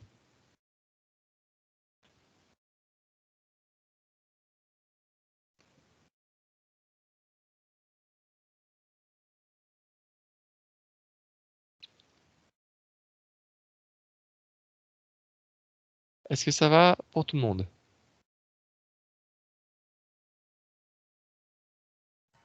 Oui, monsieur. Moyen, ça va. Moyen? Donc ici, si je résume, j'ai d'abord isolé mon système. J'ai dit il y a le lustre, je regarde les forces sur le lustre. Il y a le poids, la tension, et puis je fais F égale ma parce qu'on est en dynamique. Et dire parce qu'on est en dynamique, c'est pas parce qu'on est dans le chapitre de la dynamique, mais parce que ici, mon lustre, il va être en dynamique dans le sens qu'il y a des forces, il va tomber vers le bas. J'écris ça. Ensuite, je fais la même chose pour le cascadeur. Et puis, je réfléchis un petit peu. Tiens, oui, ok, mais j'ai T1, j'ai T2, j'ai A1, j'ai A2, mais est-ce qu'il n'y a pas des liens entre les deux? Et si, de fait, T1 et T2 sont identiques, A1 et A2 sont identiques. Alors, les justifications, on verra ça un peu plus tard. Ici, pour l'instant, acceptez-les. La seule justification à comprendre, c'est pour l'accélération. Se dire, bah, si c'est la même corde à gauche et à droite, si elle descend à gauche, elle monte à droite de la même façon. Sauf si c'est un élastique. Mais ici, c'est une corde, donc il n'y a aucune raison. Et donc, on a la même accélération des deux côtés. Monsieur, ce que j'avais pas compris, moi, c'était 1 est égal à T2. Donc c'est toujours comme ça. Sont égales, toujours égales.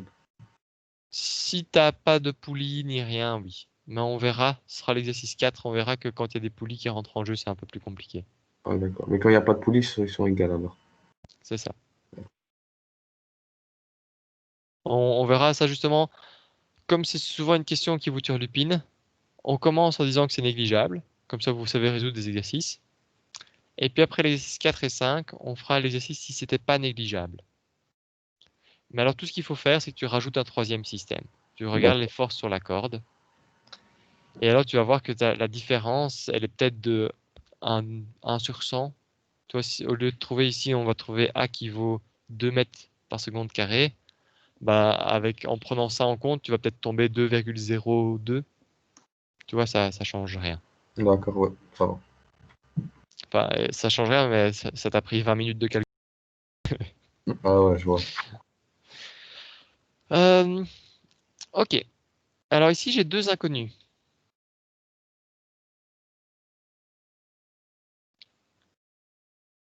J'ai T et A.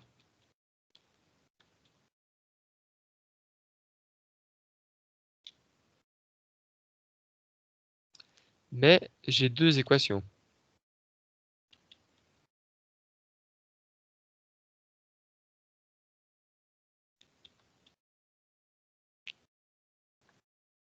Les deux équations, on peut les lier, non? On va les lier. C'est ce que je vais faire pour l'exercice suivant. Donc je vais les réécrire en gardant les couleurs, comme ça vous vous souvenez d'où ça vient. C'est moins P1 plus T égale moins M1A. Et ensuite, c'était T moins P2 égale M2A. Voilà, j'ai renoté ce qui m'intéressait. Comment est-ce que je réjoue ce système de deux équations à deux inconnus? La question A, rappelez-vous, c'est trouver l'accélération. Donc il faudra que je trouve A. Et la question B, c'est quelle est la tension. Donc il faudra que je trouve B. Donc c'est parti. Comment est-ce que je trouve T et A en ayant ces deux que je peux faire? Déjà, T et T, c'est la même chose, non? On peut les supprimer, non? Non, Ça revient à la même chose, non, monsieur?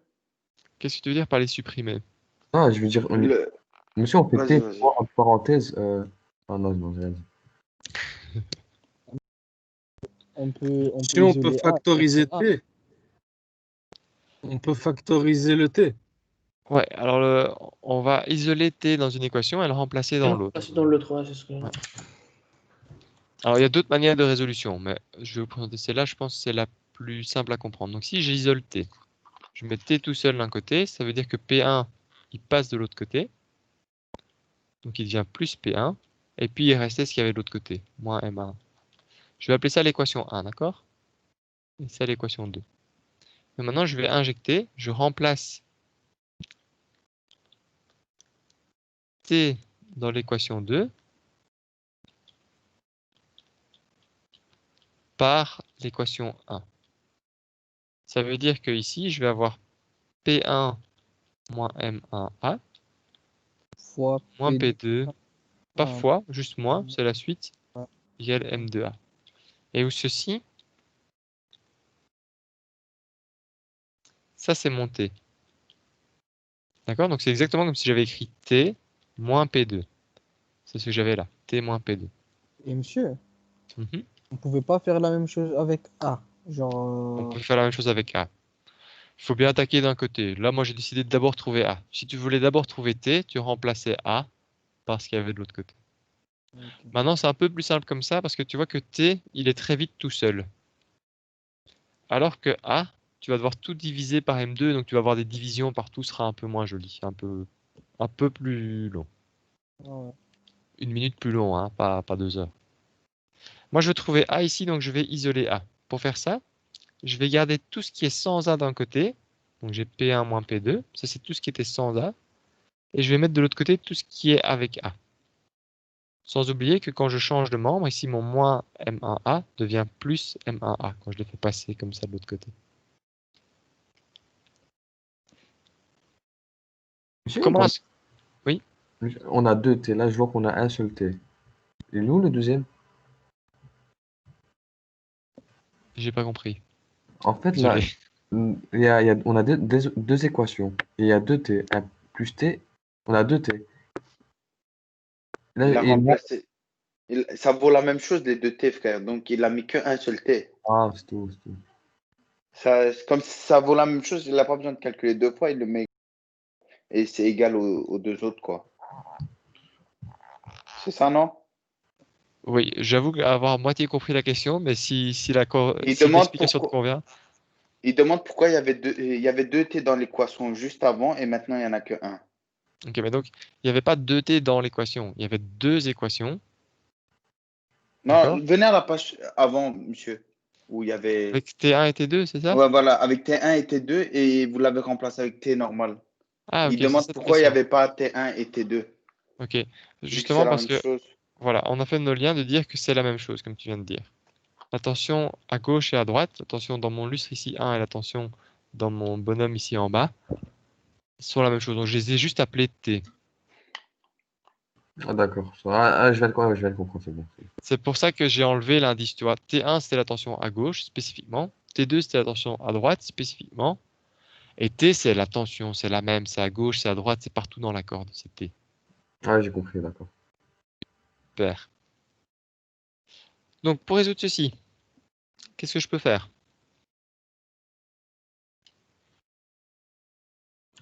On met tout du même côté, est égal à 0, après. Alors ici, tu veux vraiment... Qu'est-ce qui nous intéresse dans cette équation? Trouver A. Ah, Trouver A. Donc, on veut absolument vraiment réussir à sortir A. Et donc, je vais Ouais, avoir A égale quelque chose. Donc, c'est pour ça que j'ai d'abord mis tout avec A à droite, tout sans A à gauche. Le fait d'avoir tout avec A à droite, ça me permet de le mettre en évidence. C'est-à-dire qu'à droite, c'est comme si j'avais écrit A fois M1 plus M2. J'ai mis ce qui était commun aux deux devant, c'est A. Et puis après, je prends avec une. Ça, c'est une mise en évidence. C'est clair ça ou pas? Ah oui, c'est clair. Ouais, monsieur, ouais. Et maintenant, si je veux juste isoler A, ça veut dire que je vais faire passer ça de l'autre côté. Mais c'est une multiplication, donc ça va devenir une... on a A égale à P1 moins P2 sur M1 plus M2, c'est ça? C'est ça, ça devient une division.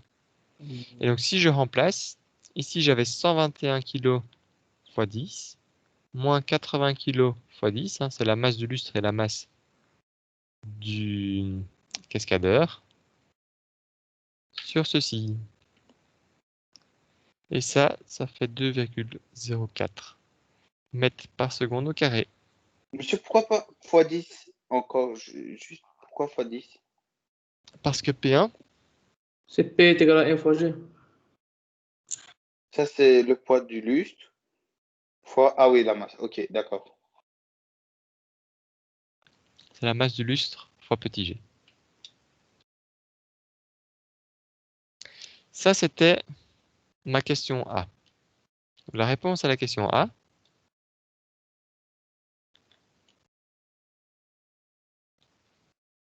puis je vais écrire 3A de suite, je ne sais pas si vous allez aimer.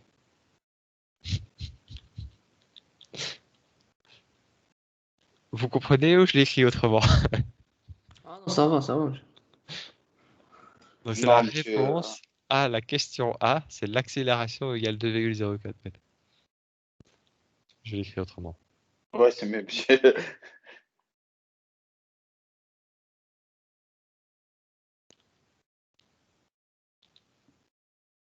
C'est mieux comme ça? Ouais, là, c'est mieux. C'est le problème d'avoir la question A qui demande ce que c'est l'accélération, c'est le même. La question B,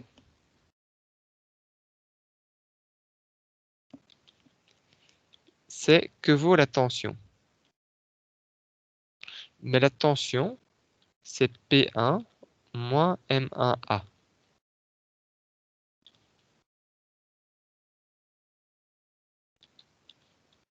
C'est une équation qu'on avait déjà trouvée. C'est celle-là. Donc ça, c'est le côté sympa, on va dire, de la statique, la dynamique.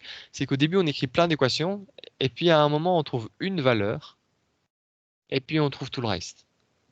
Et donc là, avec mon accélération, je peux tout de suite trouver ma tension qui vaut P1. Donc P1, c'est 121 kg fois petit g, moins 121 kg fois A qui vaut 2,04. Et donc ici, je vais taper ça à la calculette.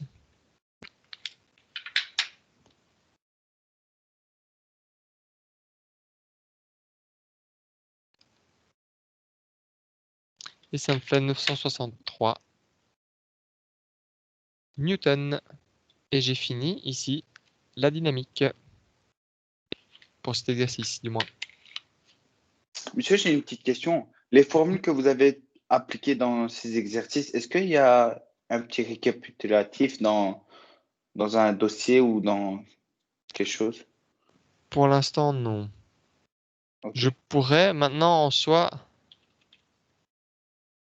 Pour juste les formules et tout, à quoi C'est ça sert et deux-là. exemple. D'accord. Il y a que ça. F égale ma et m égale i alpha. Ok. Tout ça, je laisse faire vous-même vos synthèses, mais pour l'instant, c'est vraiment juste ça en fait. Il n'y a pas beaucoup de formules. On a quasi fini toutes les formules de l'année. Il y en a un peu plus en cinématique. C'est pour ça que là, je vous avais donné un petit formulaire, mais ici, il n'y en a pas beaucoup. Oui? Pour la question B, ça disait quoi, monsieur? J'ai pas. j'ai pas La compris. question B, c'était quelle est la tension dans la corde lorsque le cascadeur se fait tirer? Monsieur, Ok. Mhm. si on a bientôt fini, parce que j'ai examen dans. Je dois partir, j'ai examen. Ça marche, bah on a fini en gros. Ouais, ok, merci. Monsieur, Là, Au revoir. vas-y, file, bon examen, que ça se passe bien. monsieur, le 10, il vient d'où? Le 10, c'est la hauteur. Le Fois 10 ici? Ouais. Ça c'est quoi? M fois G, chez G, non? Au revoir, C'est monsieur. la hauteur de où il doit atteindre le petit bonhomme. Non, le P1 c'est quoi? C'est Ah, le quoi? C'est le poids. Comment est-ce qu'on calcule le poids? M fois G. Je- M fois G. Ah ouais, le G, M. il est donné. Ouais, Ah, ouais, ok. ça c'est petit g.